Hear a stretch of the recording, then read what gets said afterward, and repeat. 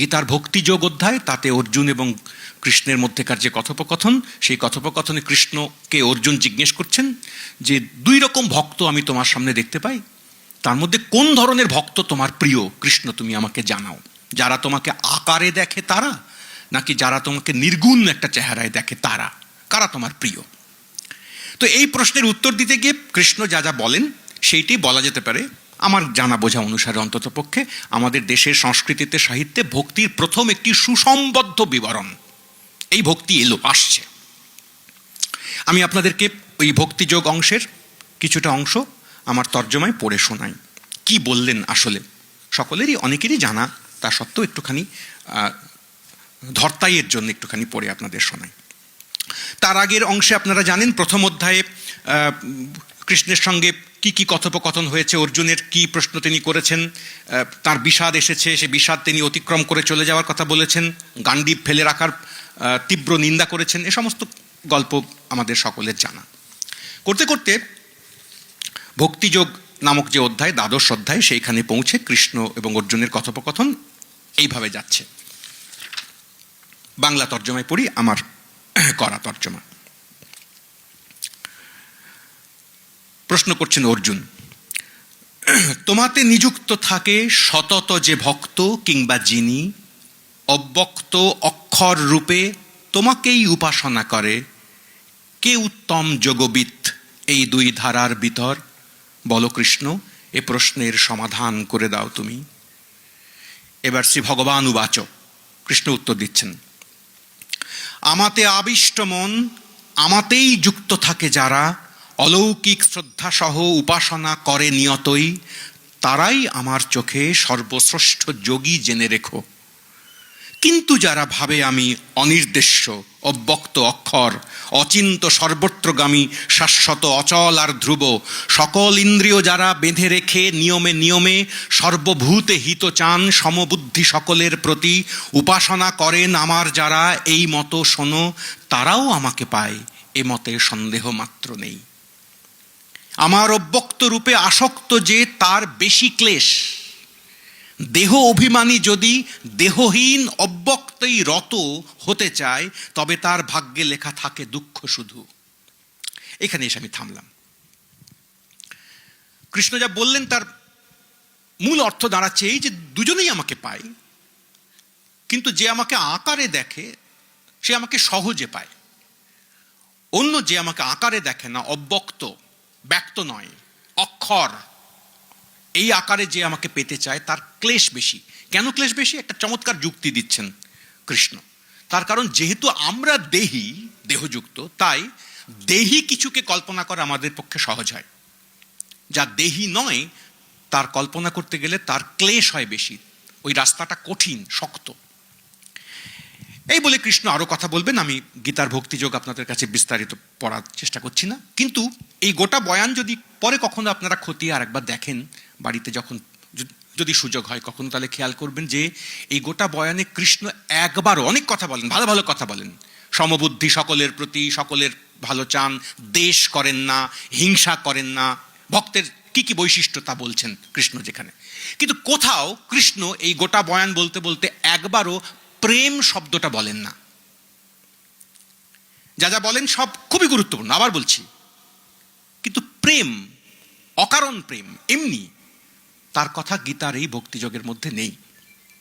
যদিও পরে অনেকে যারা ভক্তির তাত্ত্বিক এবং ব্যাখ্যাতা, তারা গীতার এই গোটা বয়ানের ভেতর থেকে প্রেমের কিছু কিছু অনুষঙ্গ, প্রসঙ্গ, ভাবনা, ইশারা এসব আবিষ্কার করে আনবার চেষ্টা করেছেন। কিন্তু মোটের উপরে ওপর থেকে দেখলে অন্ততপক্ষে বুঝতে পারা যাবে যে গীতার ভক্তিযোগ শেষ পর্যন্ত প্রেমের কথা বলে না। কেনই বা বলবে? কারণ আমরা সবাই জানি গীতার মূল কাজ যা, তা আসলে অর্জুনকে শক্তপোক্ত করা, তাকে সাহস দেওয়া, তার এই যে ক্লীবতা, তার যে বৈরাগ্যের ধরন তৈরি হয়েছে, তার যে গ্লানিবোধ হচ্ছে, তার থেকে তাকে মুক্ত করা, যুদ্ধে তাকে আরো বেশি করে নিযুক্ত করা। ফলে এখানে প্রেমের কথা হয়তো বেমানানো শোনাতো, কৃষ্ণ বলেননি। তাহলে ভক্তির মধ্যে প্রেমের কম্পোনেন্ট, প্রসঙ্গ এলো কি করে? যদি আমরা ধরে নিই, নানা তর্ক আছে। একদল তো গীতার বয়স পিছোতে পিছোতে পূর্ব ৭,০০০ বছর পর্যন্ত পার করে চলে যাওয়ার কথা বলেন। সেসব বিশ্বাসের কথায় আমরা আপাতত যাচ্ছি না। পাণ্ডিত খুব বিস্তৃত পণ্ডিতদের মত অনুযায়ী গীতার রচনাকাল যদি আমরা ধরে নিই খ্রিস্টপূর্ব ২য় শতক থেকে খ্রিস্টীয় ১ম শতক, এর মাঝখানে কোনো একটা সময় যদি গীতা সংকলিত হয়ে থাকে বলে ধরি, যদি মনে করি, তাহলে খেয়াল করতে হবে তার কয়েকশো বছর বাদে, নির্দিষ্ট সময় নিশ্চিত করে বলা মুশকিল, আরও অনেকগুলি ভক্তি সূত্র এইটি তৈরি হয়েছিল, যার মধ্যে দুটি খুব বিখ্যাত ভক্তিসূত্র হচ্ছে শাণ্ডিল্য ভক্তিসূত্র আর নারদীয় ভক্তিসূত্র। আপনারা কেউ মনে করতে পারেন ভাষা আন্দোলনের প্রসঙ্গ, সেখানে ভক্তিসূত্র, গীতার ভক্তিযোগ, শাণ্ডিল্য, নারদ, এসব কথার কি প্রাসঙ্গিকতা। এটা খুবই সঙ্গত। আমাকে আর 10 মিনিট সময় দিন, আমি এই প্রাসঙ্গিকতায় আশা করি আসতে পারবো। নারদীয় ভক্তিসূত্র আর শাণ্ডিল্য ভক্তিসূত্র, এই দুটো, শাণ্ডিল্য আগে নারদীয় পরে, এই দুটির কথা উল্লেখ করছি এই কারণে যে এই দুই ভক্তিসূত্র, যেগুলো পরবর্তী ভক্তি আন্দোলনের ক্ষেত্রে খুবই গুরুত্বপূর্ণ টেক্সট আকারে বিবেচিত, গৃহীত হয়েছে, এই দুই টেক্সটে প্রেম কথাটি ভক্তি সম্পর্কে একেবারে দ্ব্যর্থহীনভাবে ব্যবহৃত হতো আমরা লক্ষ্য করব। কি বলা হলো? শাণ্ডিল্য ভক্তিসূত্র, তিনি ভক্তির সংজ্ঞা দিতে গিয়ে বলবেন সা পরানুরক্তির ঈশ্বরে। অনুরক্তি, সরাসরি প্রেম এখানে বললেন না, পরে অন্যত্র বলবেন, কিন্তু প্রথম একেবারে গোড়ার ভক্তি সংজ্ঞার জায়গাতেই বলবেন সা পরানুরক্তির ঈশ্বরে। ঈশ্বরে পরা অনুরক্তি। অনুরক্তি অনুরাগ থেকে আসা শব্দ। সোজা কথা, ঈশ্বরের প্রতি পরা শ্রেষ্ঠ অনুরাগ, এই প্রেম এলো খানিক ছদ্মবেশে। কিন্তু এই পরের টেক্সটের যে কথা বলছি, নারদীয় ভক্তিসূত্র, তাতে আর ছদ্মবেশ নেই। তাতে একেবারে ছদ্মবেশ ঘুচিয়ে দিয়ে সরাসরি প্রথম একেবারে গোড়াতেই ভক্তির কথা বলতে গিয়ে প্রেমের প্রসঙ্গ এলো। আমি নারদীয় ভক্তিসূত্রের প্রথম ওই ছোট্ট একটা দুটো শ্লোক আপনাদেরকে শোনাই, তাতে বুঝতে পারা যাবে যে কেন এবং কিভাবে ভক্তি এবং প্রেম কার্যত মিলে যেতে শুরু করলো, কিভাবে, কখন থেকে। বলা হলো নারদীয় ভক্তিসূত্র ৮২টা সূত্র মোট, 82, তার মধ্যে 2 নম্বর সূত্র, যেখানে ভক্তির সংজ্ঞা শুরু হচ্ছে, ভক্তি বিষয়ক কথা শুরু হচ্ছে, তা বলছে এক লাইনের কথা, সা তস্মিন পরম প্রেম রূপা। আর তারপরেই বলছেন অমৃত স্বরূপা চ। প্রথমে বলা হলো সা তসমিন, তসমিন নিয়ে নানা তর্ক হয়েছে পরে, তসমিন কেন বলা হলো? ঈশ্বর কথাটা তো এখানে কোথাও নেই। শাণ্ডিল্য ভক্তিসূত্র বললেন পরানুরক্তির ঈশ্বরে, কিন্তু নারদীয় ভক্তিসূত্র তো ঈশ্বর শব্দটা বলছেন না, বলছেন তসমিন, এতে, ক্লিবলিঙ্গ। পরে অনেক ব্যাখ্যাতা তসমিন ক্লিবলিঙ্গ হওয়া সত্ত্বেও কেন ওখানে ঈশ্বরই আসলে বলা হচ্ছে, এসব নিয়ে প্রচুর পাতা ব্যয় করেছেন। ঈশ্বর থাকুন বা না থাকুন, আপাতত ওই তর্কের মধ্যে আমাদের যাওয়ার সুযোগ নেই।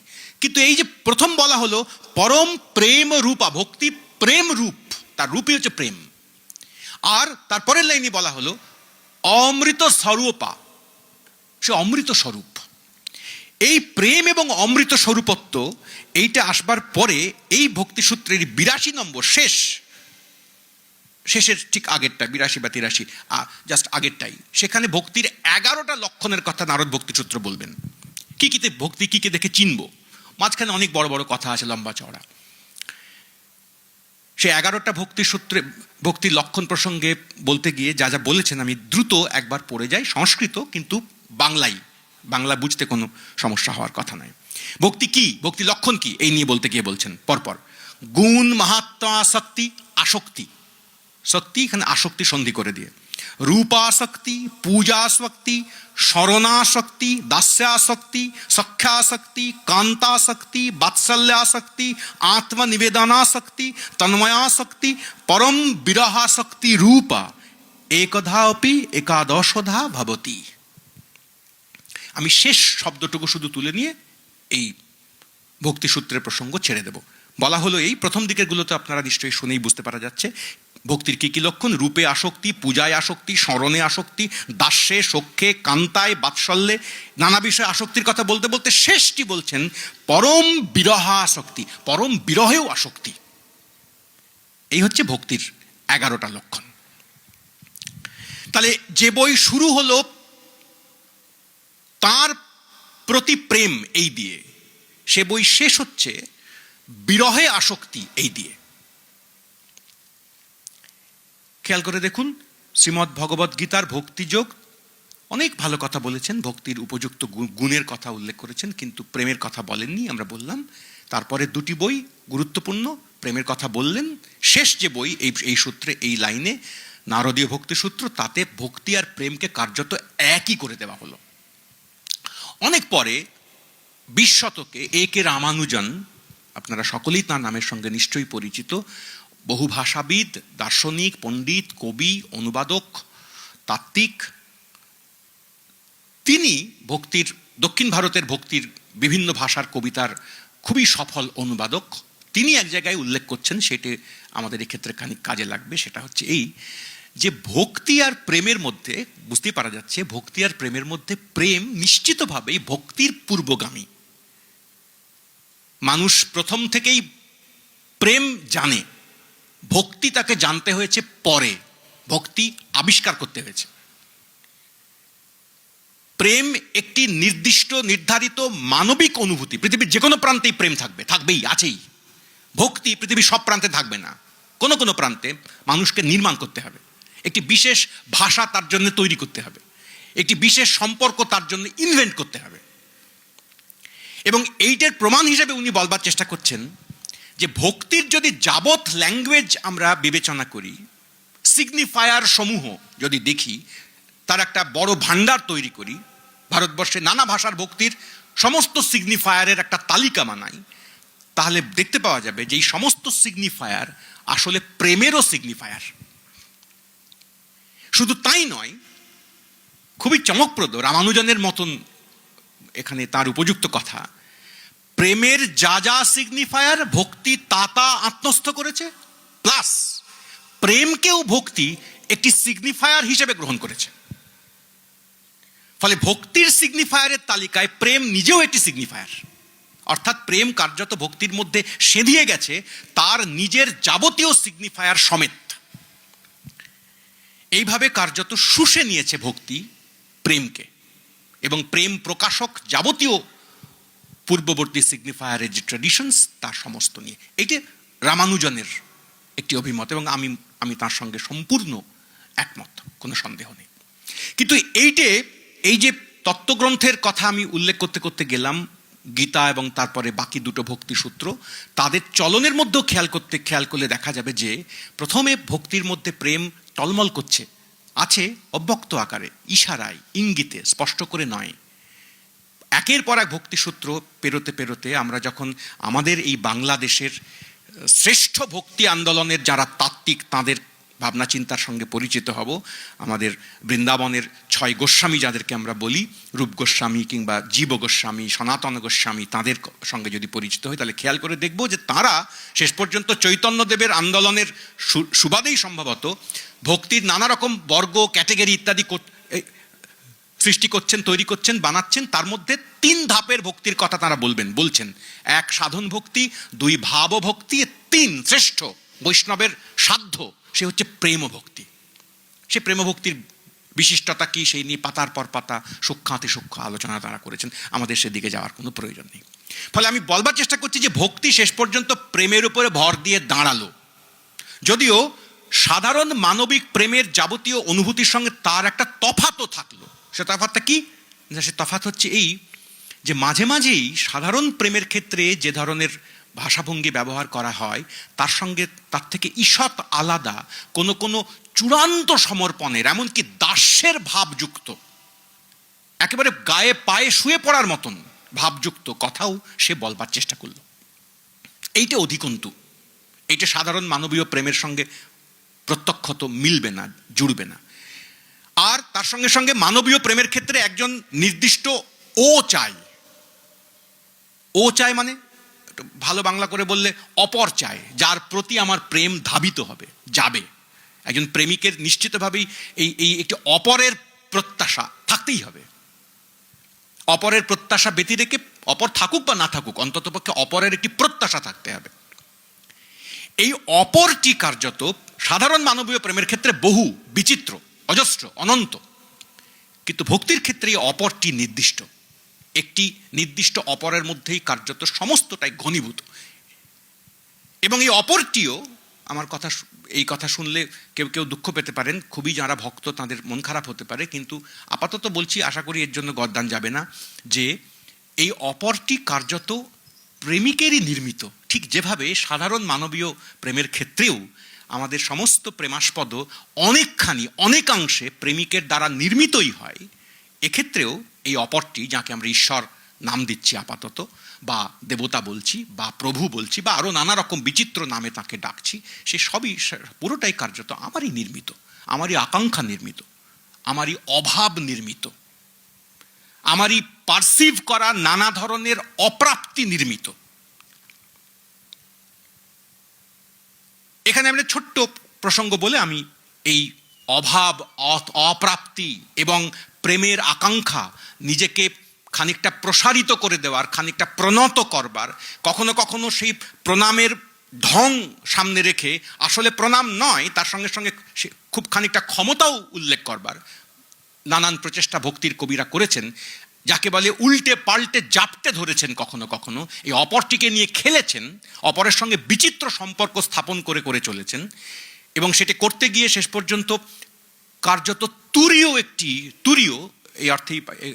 এই অর্থে বলছি তুরীয় কথাটা, যে সাধারণ আর 5টা মানবীয় অনুভূতির সঙ্গে সরাসরি তার কোনো তুলনা পাওয়া যাবে না, এই অর্থে তুরীয় বলছি, সেই তুরীয় অনুভূতির মধ্যে তারা চলে যাওয়ার রাস্তা দেখেছেন। এখন এই গোটা ব্যাপারটি প্রসঙ্গে ওই কথাটুকু বলেই আমি কবিতার দিকে চলে যাব। সেই ব্যাপারটুকু হচ্ছে আমার এই বক্তব্যের সঙ্গে, প্রস্তাবের সঙ্গে একমত হওয়ার কোনো দরকার নেই। আমার এইটুকু একটা সাধারণ, খুবই সামান্য ভাবনা আকারে দেখলেই হবে আপাতত।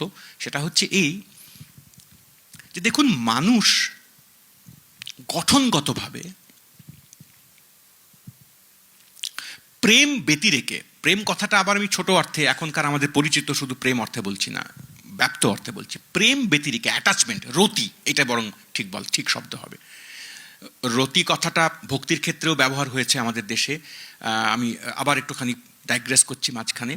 ভক্তি নিয়ে এত যে আলোচনা, তত্ত্ব, কথা ইত্যাদি সমস্ত কিছু হবে, কিন্তু শেষ পর্যন্ত ভক্তি শ্রীমদ্ ভগবদ্গীতা লিখে ফেলার পরেও যখন ভরত তাঁর নাট্যশাস্ত্র লিখছেন, তাতে ভরত যে আমাদের মোট 9টা রসের, মতান্তরে 8টা রসের পরিকল্পনার কথা জানাচ্ছেন, শৃঙ্গার থেকে শুরু করে শেষ পর্যন্ত শান্ত অবধি, এই যে 9টা রসের প্ল্যানিং, তার মধ্যে কোথাও ভক্তি নেই। ভক্তিকে রস হিসেবে ভরত স্বীকৃতিই দেননি।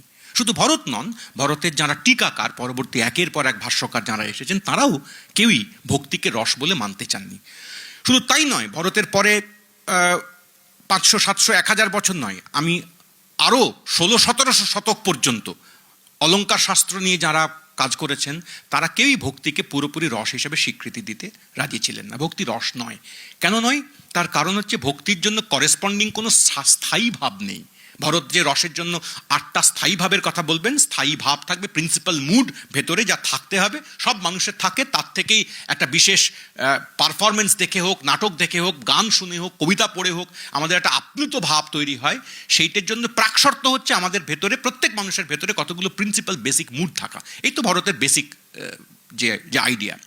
কিন্তু সেই রকম পার্মানেন্ট বেসিক সব মানুষের মধ্যে থাকতে পারে এমন কোনো ভাব ভক্তির সঙ্গে যাবে না। এইটা ভরতের সম্ভবত আন্ডারস্ট্যান্ডিং ধারণা ছিল। ভক্তি কারো কারো ক্ষেত্রে হয়, কিন্তু স্থায়ী বলা যাবে না তাকে। কেন না? কারণ সব মানুষের মধ্যে তা কমন নয়। এই ব্যারিয়ারটা কার্যত ভাঙতে শুরু করেন যিনি, তার নাম, তিনিও আমাদের দেশের বিখ্যাত আলংকারিক কাব্যশাস্ত্রী, তার নাম হচ্ছে মন্মথ ভট্ট। সে মন্মথ ভট্টের বইয়ের নাম কাব্যপ্রকাশ। সেই বইতে ভক্তির একটা ডেফিনিশন তৈরি করেন, এই রসের এলাকার মধ্যে ভক্তিকে জুড়ে দেওয়ার কাজ করেন। কি বলে ওই বইয়ের মধ্যে এইভাবে ভক্তিকে উনি বলেন, এখানে ওই বইতে মন্মথ ভট্ট, যে ভক্তি স্থায়ী ভাব নয়, রসও নয়, কিন্তু ভক্তি হচ্ছে একটা অক্সিলিয়ারি মুডের মতন, সাহায্যকারী। পারিভাষিকভাবে বললে আপনাদের শুনতে এত ভাল লাগবে না, খটোমটো, ব্যভিচারী ভাব। অভিচর এইভাবে ভাঙলে ব্যভিচারী, সঙ্গে সঙ্গে যায়, মূল রসকে তৈরি করবার জন্য, অনুভূত হওয়ার জন্য পাশে খানিকটা সহযোগীর ভূমিকা পালন করে, এই পর্যন্ত। আর তার সংজ্ঞা দিতে গিয়ে বললেন এই যে ভক্তি হচ্ছে রতির দেবাদি বিষয়া, দেবাদি বিষয়ক রতি।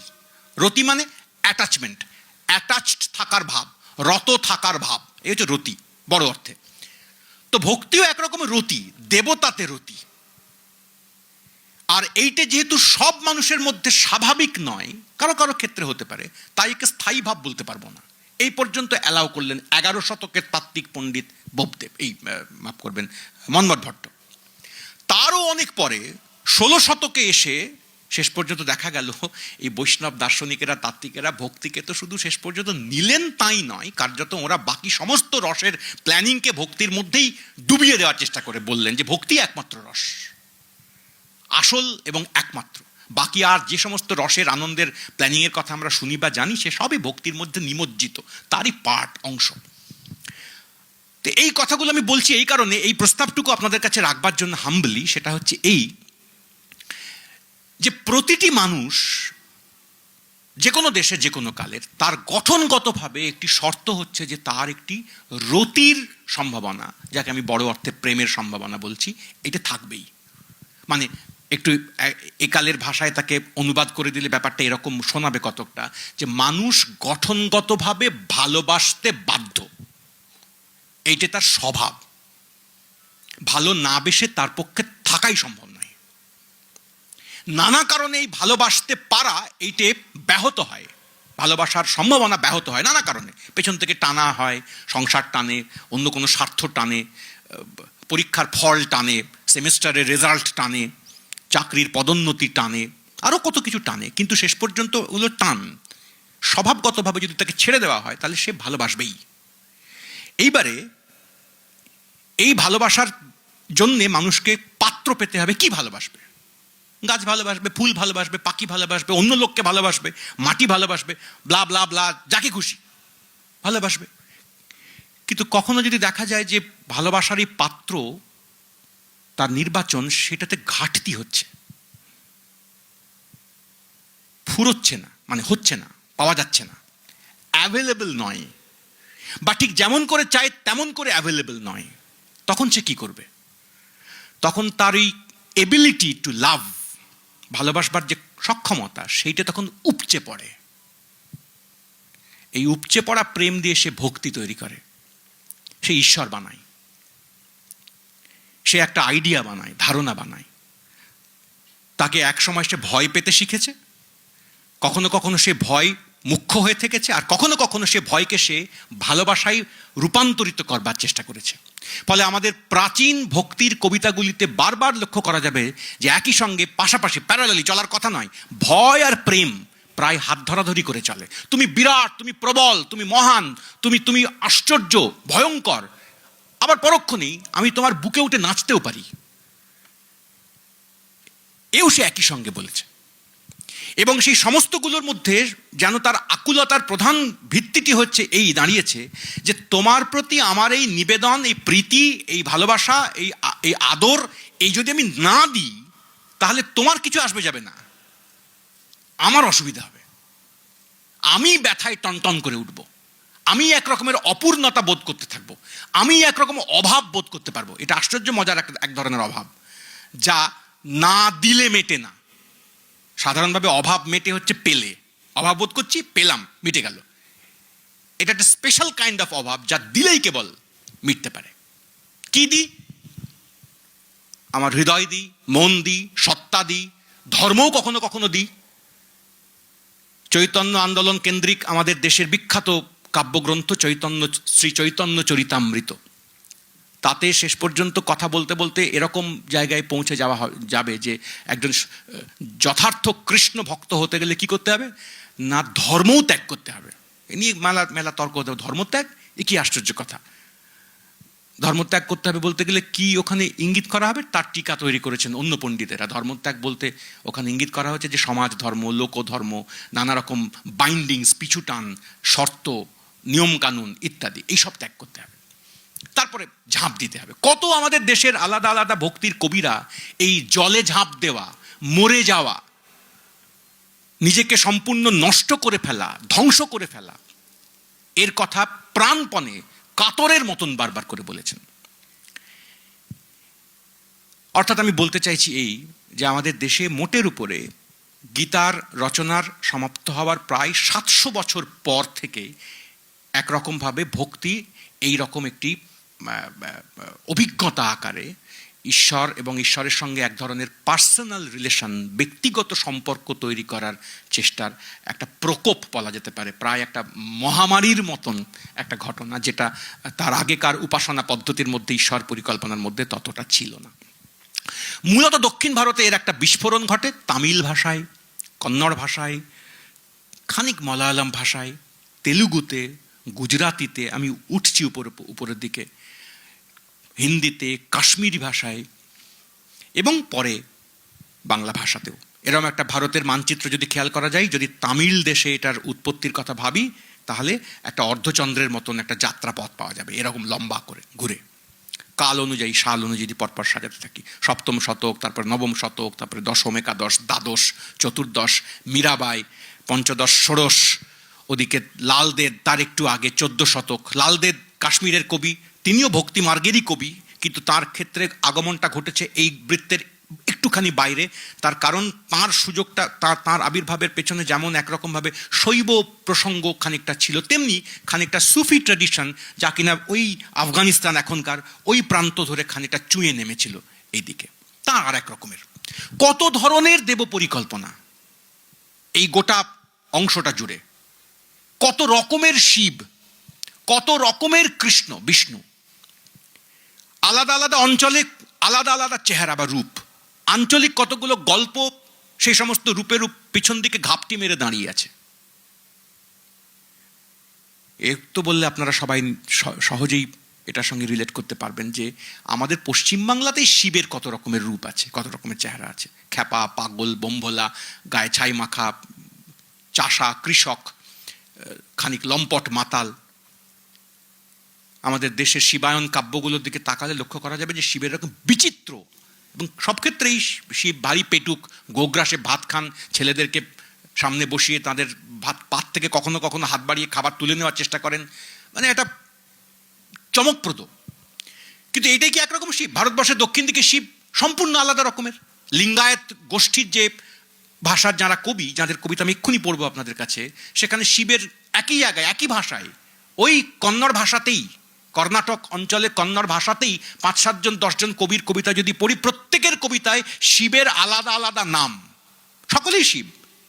কখনো নাম কুড়াল সঙ্গমদেব, কোথাও কখনো নাম চেন্না মল্লিকার্জুন, কখনো নাম গোহেশ্বর, কখনো নাম রামনাথ। এরা সকলেই লিঙ্গায়েত গোষ্ঠীর লোক, বীর শৈব, কিন্তু প্রত্যেকে শিবের চেহারা আলাদা। প্রত্যেকে শিবের সঙ্গে পার্সোনালি কথা বলেন এবং অভিযোগ করেন, গালমন্দ করেন, রাগ করেন। কখনো কখনো নিজেকে সম্পূর্ণ প্রেমিকের মতো তার সামনে বিছিয়ে দেওয়ার কথা ভাবেন। আক্কা মহাদেবী নামক এক বিখ্যাত মহিলা কবি, তার কথা আপনারা জানেন সম্ভবত। তিনি তো শিবের সামনে কার্যত কামনা জর্জর প্রেমিকার মতন আচরণ করেছেন তার কবিতায় কখনো কখনো। কিংবা তামিল ভাষায় আলোয়ার কবি যারা ছিলেন, তামিলের বিখ্যাত একগুচ্ছ, দ্বাদশ আলোয়ার, 12 জন আলোয়ার কবি, তাদের মধ্যে একজন ছিলেন আন্ডাল। তারও কবিতায় ঋষিকেশের সামনে, কৃষ্ণের সামনে চূড়ান্ত প্যাশনেট, সংরক্ত, সংরাগপূর্ণ প্রেমিকার মতো আচরণ। আমাকে একটা কবিতায় তিনি লিখবেন এরকম যে আমাকে একবার ঋষিকেশের সঙ্গে তোমরা একা থাকবার সুযোগ করে দাও, তারপর দেখো কি হয়, আমি তার জন্য খাবার নিয়ে যাব, এই দেখো আমার গায়ে কাঁটা দিচ্ছে। সব যাবতীয় কোট আনকোট এরোটিক কতগুলি এক্সপ্রেশনের কথা অবলীলায় লেখেন, বলেন তারা।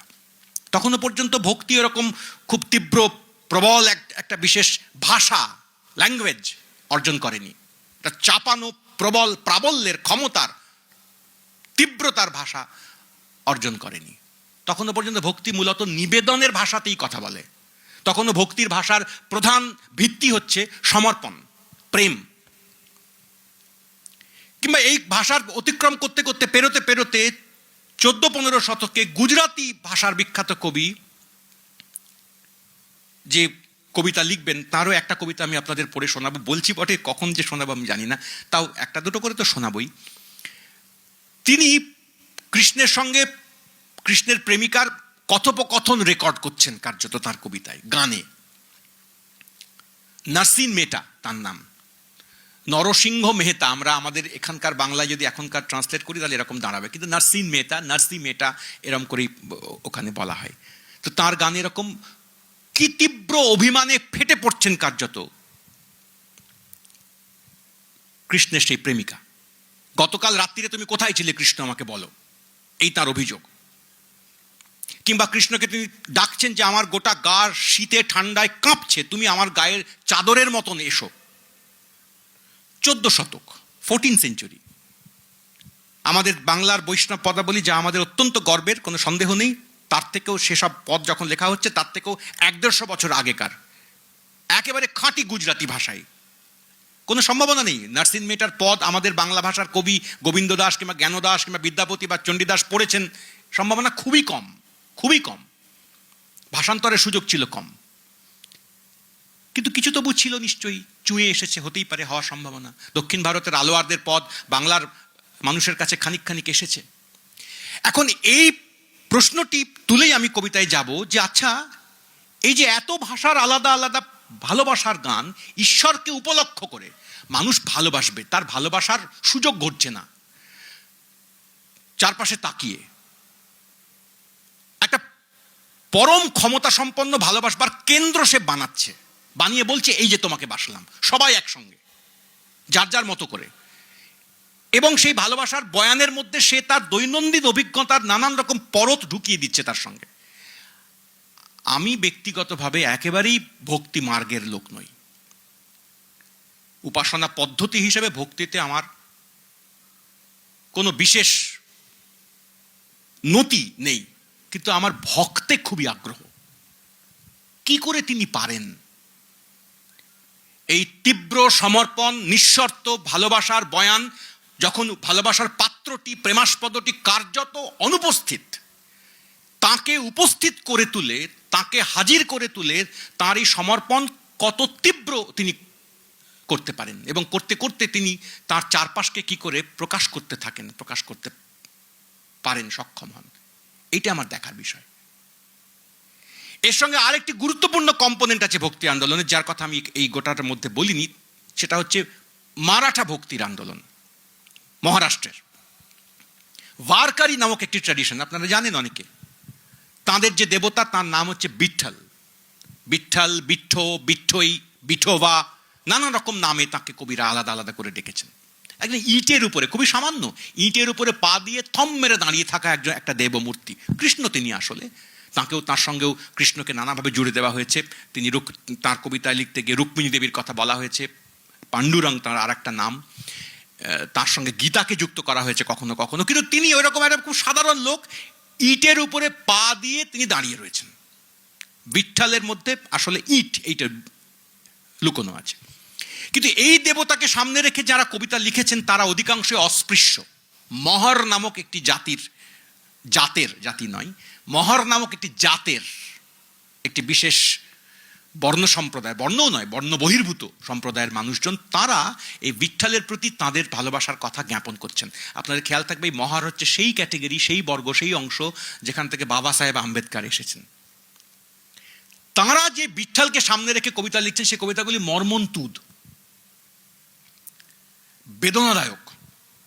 সেখানে তারা লিখছেন কার্যত যা, তার অর্থ হচ্ছে এই যে ঈশ্বর, বিঠোবা, বিঠ্ঠই, আমাকে ওরা তোমার মন্দিরে ঢুকবার অনুমতি দিচ্ছে না। আমি দেয়ালেরও বাইরে। চোখা মেলা নামক এক বিখ্যাত কবির কথা বলবো, আপনাদেরকে শোনাবো। তিনি, তার স্ত্রী সয়ারাবাই, তার বোন নির্মলা, তার ছেলে তিনিও আছেন, তার আগে পিছে আরো অনেক কবি ইত্যাদিরা আছেন। এই ধারারই শেষ গুরুত্বপূর্ণ কবির নাম হচ্ছে তুকারাম, আর একদম গোড়ার দিকের বিখ্যাত কবির নাম জ্ঞানেশ্বর আর নামদেব। তারা সবাই উচ্চবর্ণ নন, কেউ কেউ উচ্চবর্ণও আছেন, বেশিরভাগ নিম্নবর্ণ, নিচু জাত, ছোট জাত। তারা দেবতার কাছে কাতর প্রার্থনা করেন, আমাকে ঢুকতে দিচ্ছে না। ওরা শাস্ত্রের কথা বলছে, আমি শাস্ত্র জানি না, আমি নিরক্ষর, আমার ঘরে খিদে, আমার খাবার নেই, কিন্তু আমি তোমাকে চাই। এইটি নানা কথায় নানাভাবে ইনিয়ে বিনিয়ে বলবার চেষ্টা করছেন তারা। এও একরকমের ভক্তির কবিতা। সরাসরি এখানে ঈশ্বরকে বা বিঠোবাকে ভালোবাসা জানানো, প্রেম জানানো তা হয়তো নেই, কিন্তু এখানে এমন এক কাতর সম্পর্কের কথা, ঈশ্বর কখনো কখনো আমার ঘরে এসেছেন, ঘরে ঢুকে খেতে চাইছেন, তারপর সেখান থেকে হাসি মুখে বেরিয়ে যাচ্ছেন, এসব বিশেষ অভিজ্ঞতার কথা রয়েছে এখানে। তো এই যে এত বিচিত্র মানব অভিজ্ঞতা, যা কিনা গীতার পূর্বকালের হওয়ার সম্ভাবনা কম, গীতা পরবর্তীকালের অভিজ্ঞতা, এবং যা গীতার যে বিখ্যাত ভক্তির তত্ত্ব কাঠামো, সন্দর্ভ, ডিসকোর্স, তার একটু বাইরে, যা কিনা মুখ্যত সমর্পণ, নিবেদন, ভালোবাসা, প্রীতি, তার উপরেই নির্ভর করে থাকা, সেইটের একটা চূড়ান্ত চেহারা আমরা লক্ষ্য করতে পারি কবীরের গানে। কবীরের গানের মধ্যে সরাসরি ব্যক্তি একজন ঈশ্বরকে কল্পনা করে তার প্রতি প্রেমের কথা বলা আছে তা নয়, ভারী কবীরের সঙ্গে লালনের খুবই খুবই আশ্চর্য গভীর সাদৃশ্যের কথা আমাদের চোখে পড়বে। তিনি নির্গুণ ভক্তির লোক, তিনি জাতপাত নিয়েও কথা বলেছেন সরাসরি, খুবই গভীর ভালোবাসার কথা বলেছেন, শাস্ত্র বিরোধিতার তীব্র কথা বলেছেন। সেও আর এক রকম ভক্তির অভিজ্ঞতা আমাদের দেশের। কিন্তু এত অভিজ্ঞতাকে আমি বাংলা ভাষায় কি করে ধরব? তাহলে কি এই সমস্ত অভিজ্ঞতার তামিলের, কন্নড়ের, তেলুগুর, মারাঠির, গুজরাতির, কাশ্মীরির, সিন্ধির কিংবা আওয়াধির এই যে মানুষের আলাদা আলাদা অভিজ্ঞতার ভাণ্ডার, তাকে বাংলা ভাষার একজন মানুষ সে কী করে পাবে? পাবে কি আদৌ, নাকি পাবে না? নাকি তাকে ভেবে রাখতে হবে যে এই অভিজ্ঞতা আমার নয়, এই অভিজ্ঞতায় আমার কোনো অধিকার নেই? খেয়াল করে দেখবেন, গোটাই ভক্তির ট্র্যাডিশন সবসময় লিখিত হয়েছে, যারা লিখেছেন সবই কার্যত নিজের নিজের, যাকে আমরা আগের কলোনিয়াল কি বলে আমলের ভাষার ধাক্কাতে আমরা ভার্নাকুলার বলতাম, এখন আর ভার্নাকুলার শব্দটা ততটা ব্যবহার করি না আমরা। নিজের ভাষা, ওই অঞ্চলের ভাষা, মুখের ভাষা। কবির যেরকম লিখবেন, তার তার বিখ্যাত দোহা আছে এখানে, দেব ভাষা কূপজল, ভাষা বহতা নীর। দেবভাষা কূপজলের মতো, আর এখানে ভাষা মানে লোকভাষা, আমার ভাষা, মাতৃভাষা, মুখের ভাষা, প্রাকৃত জনের ভাষা, ছোট লোকের ভাষা, সেটা বহতা নীর। তারপরে যুক্ত করছেন তার সঙ্গে আর এক লাইন, যে কেন এটা বহতা নীর আর ওটা কূপজল, তাতে কি তফাৎ হলো? তফাৎ হলো এই, কবির লিখছেন তার মতো করে লিখছেন, যে কারণ এই ভাষাতে আমি যখন খুশি ডুবতে পারি, আর তাতে আমার শরীর শান্ত হয়। তো এই সমস্ত ভক্তিওয়ালা, কন্নড়ি বলি আর তামিলি বলি আর সিন্ধি কাশ্মীরি বলি, তারা প্রত্যেকেই এই নিজের ভাষাতেই লিখেছেন, কোনো কেন্দ্রীয় ভাষায় লেখেননি। এটা আমার উপায় কি? তাহলে কি একজন বাঙালিকে খুঁজে বের করতে হবে যিনি এতগুলো ভাষা জানেন, এই সব ভাষা? অসম্ভব। কিংবা এমন কোনো আয়োজন করতে হবে যাতে করে এই সমস্ত ভাষার মানুষজন এক জায়গায় এলেন, ওয়ার্কশপ হলো, বিরাট সংযোগ হলো, তারপর তারা আলোচনা করলেন, তারপরে একটা বেরিয়ে এলো না। তাও খুবই কঠিন কাজ, সরকারের কাজ, রাষ্ট্রের কাজ এই মেলানো। সে সরকার, রাষ্ট্র কোনো একদিন নিশ্চয়ই করবেন, এরকম প্রত্যাশা করতে আমাদের ভালোই লাগবে। কিন্তু যতদিন তা হবে না, ততদিন কি করব? ততদিন প্রাণপণে করব আমাদের সাধ্য অনুযায়ী। কখনো ইংরেজির সাহায্য নেব, কখনো হিন্দির সাহায্য নেব, কখনো বন্ধুদেরকে ডেকে বলবো এটা বলে দে, ওটার মানে কি বল, ওটা কি বলতে চাইছে বোঝা। তারপরে আমার অভিজ্ঞতা নিয়ে তার অভিজ্ঞতার পাশে গিয়ে দাঁড়াবার চেষ্টা করব।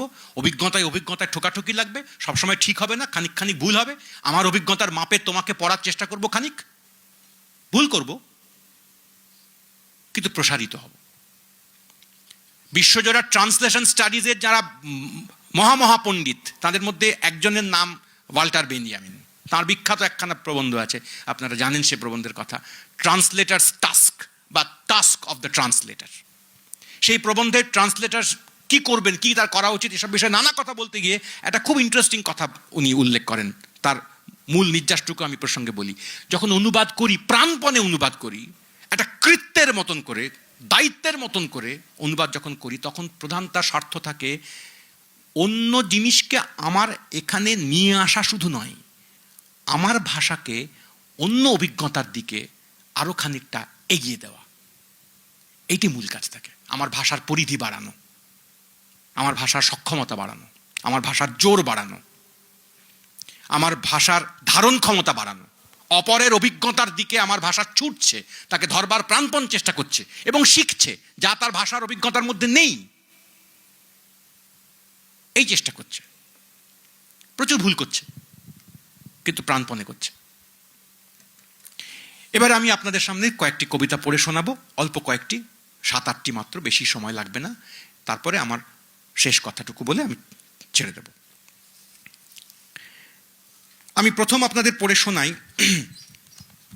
একেবারে গোড়ার দিকের যারা ভক্তির কবি আর কি, তামিল ভাষার কবি, তাদের দিয়ে শুরু করি, তারপরে একটা একটা করে পড়তে পড়তে যাই। আমি যার কবিতা পড়ব প্রথম, তিনি হচ্ছেন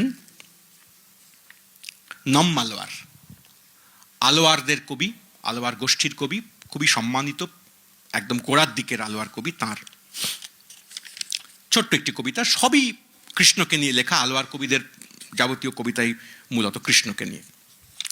এইসব কবিতা আমাদের এখনকার কবিতা পড়ার যে অভ্যেস বা ট্রেডিশন, তার সঙ্গে পুরোপুরি মিলবে না, খানিক খানিক খরখরে লাগবে।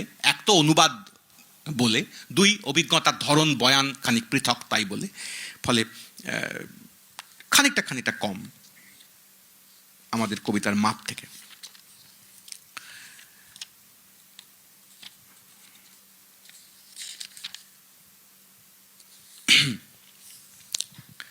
লিখছেন, ওই যে আমার প্রভু কৃষ্ণবর্ণ দাঁড়িয়ে রয়েছেন ওইখানে, যেন কিচ্ছুটি বদলায়নি। নিজের মুখের মধ্যে সমস্তটা পুরে ফেলার পরেও তিনটে জগৎ এবং সব দেবতাদের, সেই দেবতারা যারা সামলে সুমলে রেখেছিলেন তাদের জমি জিরেত, মা যেমন আগলে রাখেন গর্ভের সন্তান, সব। আর আমি ছুটকারা দিয়েছি তাকেই একেবারে গিলে নিয়েছি, আমি রেখে দিয়েছি আমার এই পেটের ভিতর। প্রথম অংশটুকুতে বলা হলো ওই যে কালো রঙের ছেলেটা দাঁড়িয়ে রয়েছে, যে সব দেবতাকে গ্রাস করেছে। আর আমি পরেরটাতে বলা হলো ওকেই গিলে নিয়েছি। খুব চমৎকার একটা ইংরেজি অনুবাদের বই আপনারা দেখতে পারেন কখনো, ভক্তি কবিতার সংকলন। সে বইটির নাম দিয়েছেন অনুবাদকেরা ইটিং গড। এই যে আমি আগের বৈদিক ট্র্যাডিশনের উপাসনা পদ্ধতির সঙ্গে ভক্তির তফাতের কথা বলছিলাম, সে তফাতটা হচ্ছে এই, যে কখনোই বৈদিক ট্র্যাডিশন সাধারণভাবে যাকে আমরা সনাতন পন্থার যজ্ঞকেন্দ্রিক উপাসনা পদ্ধতি বলে মনে করি, তাতে কখনোই আমি ঈশ্বরকে গিলে নেব এটা ভাবাই সম্ভব নয়। কিন্তু ভক্তি বারবার ঈশ্বরকে খেয়ে নিলাম, গিলে ফেললাম, পেটে রাখলাম, খুন করে ফেললাম, এইসব কথা অবলীলায় বলে।